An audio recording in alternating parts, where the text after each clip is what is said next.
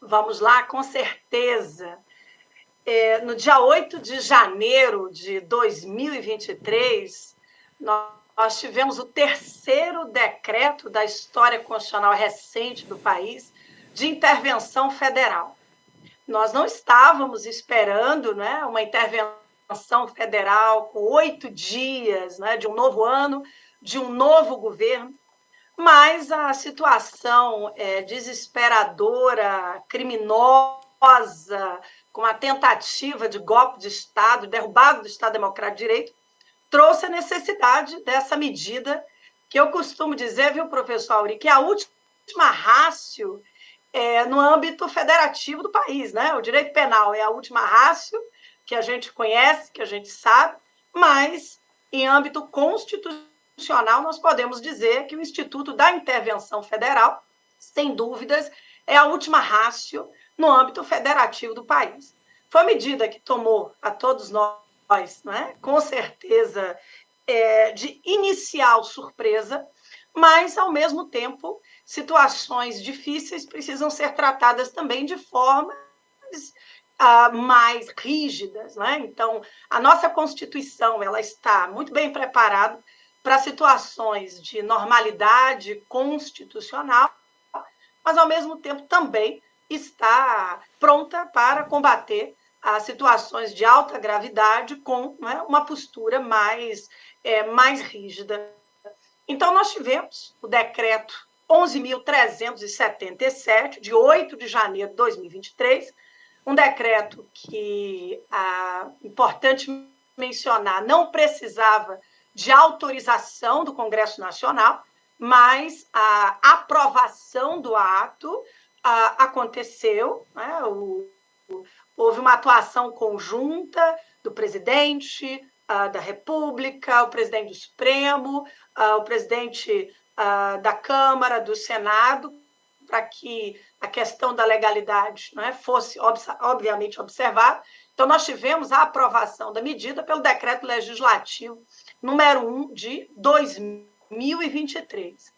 Fazendo uma análise apenas inicial, né, para a nossa conversa, a intervenção federal ela precisa respeitar 4 importantes princípios, né, segundo a grande doutrina constitucionalista. A regra geral é a da não intervenção. A intervenção ela precisa partir do princípio da necessidade, precisa ser uma intervenção temporária e os atos precisam ser proporcionais aos fatos.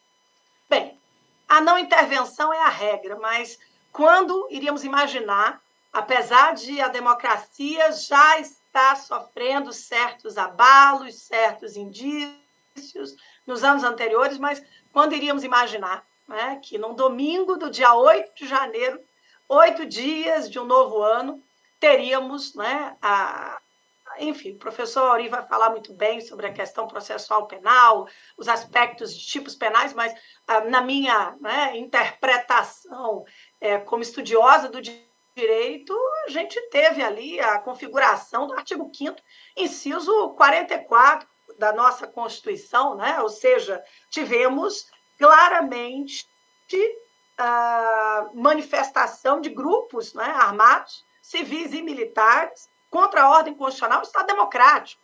Algo impensável, não é? Numa ordem republicana e democrática. O 5º 44 da nossa Constituição estava lá configurado, tratado como crime inafiançável, imprescritível, né? Ou seja, algo de um ilícito, né? Que invadiu, com certeza, a esfera penal, na minha opinião, claramente com depredação de prédios públicos, tentativa de tomada, né, do poder legislativo, executivo, judiciário. Então, realmente, a gravidade ela foi demonstrada. Então, com relação à não intervenção, tivemos a necessidade de intervir por conta dos fatos gravíssimos. A temporariedade, o artigo 1º do decreto interventivo diz que o decreto que institui a intervenção durará até 31 de janeiro de 2023, então temos poucos dias mais, né, de intervenção. Depois, a necessidade para mim ficou configurada pelo artigo 34, inciso 3, né? Era preciso defender a ordem, né? A ordem pública, a ordem democrática do Estado, e a proporcionalidade, né? A proporcionalidade diz respeito à atuação durante a intervenção, que me parece até agora não pode ser questionadas, né? A gente segue verificando, segue acompanhando as notícias, né? A nossa Constituição estabelece uma oitiva ao Conselho da República, ao Conselho de Defesa Nacional. Eu, particularmente, acho que isso precisa acontecer na maior brevidade possível. Eu não tenho notícia, não sei se o professor Auri teve acesso, mas a notícia de que os conselhos ainda não foram ouvidos. É a primeira vez que isso acontece no país? Não. Nós tivemos no decreto de intervenção federal na área da segurança pública do Rio de Janeiro, lá em fevereiro de 2018, nós tivemos também uma oitiva a posteriori dos dois conselhos. Então, diante da situação excepcional, diante da omissão, né, da inércia das autoridades locais, que poderiam ter se antecipado, né, e evitado, creio, o crime, né, o vandalismo, né, e tudo que a gente observou no dia 8 de janeiro, eu creio que essa oitiva precisa ser feita.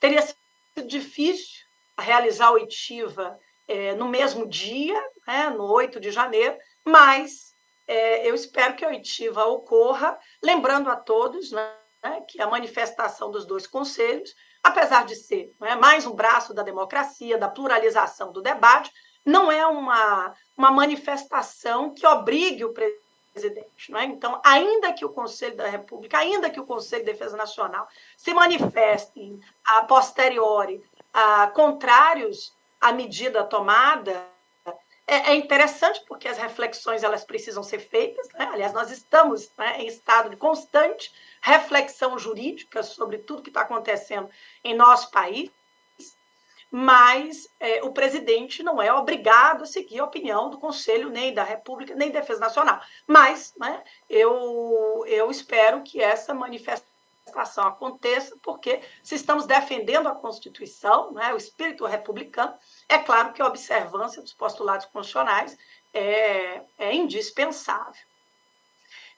Então, sob o ponto de vista de intervenção federal, eu creio que os princípios que norteiam a intervenção, eles foram, até o momento, respeitados, fazendo apenas essa observação sobre a oitiva dos conselhos, que, ainda que não pudesse ter sido realizada antecipadamente, não é? Nós já temos aí 15 dias de intervenção federal, creio que um tempo suficiente para que os conselhos sejam ouvidos.